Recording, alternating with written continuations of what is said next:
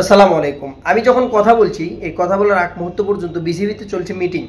তো মিটিংয়ে আজকে মেন সাবজেক্ট যেটা বিষয় যেটা সেটা হচ্ছে যে হাতুড়ি সিং এর বিষয় নিয়ে কথা হবে এবং হচ্ছে সালাউদ্দির বিষয় নিয়ে কথা হবে, সালাউদ্দি স্যারের বিষয়ে কথা হবে। হাতুড়ি সিং নিয়ে দুইটা দলে বিভক্ত হয়েছে। এক দল ভাবছে যে তাকে এএসপি বা এ দলের আন্ডারে তাকে কোচ হিসেবে নামিয়ে দেওয়া হোক, অর্থাৎ ডাউন করে দিয়ে নতুন কোচ নিয়োগ দেওয়া হোক, যেহেতু টাকা তাকে অগ্রিম দিতেই হচ্ছে, আমাকে সো পরিশ্রম করে তাকে টাকাটা দেওয়া হোক।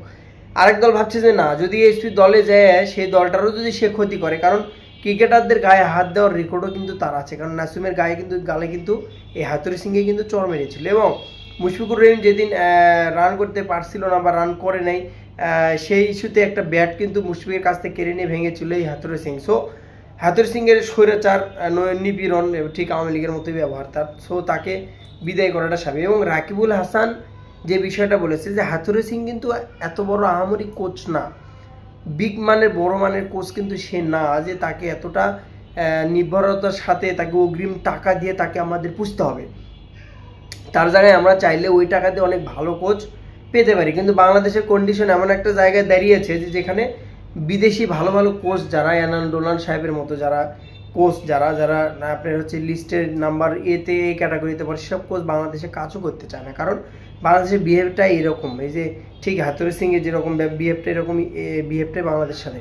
কারণ অনেক কোচ স্টুয়ার্ট থেকে শুরু করে আপনার যারা ভালো ভালো কোচ ছিল বাংলাদেশে, তারা কিন্তু প্রতারিত এবং হিংস্র মনোভাব নিয়ে কিন্তু বিদায় হয়েছে।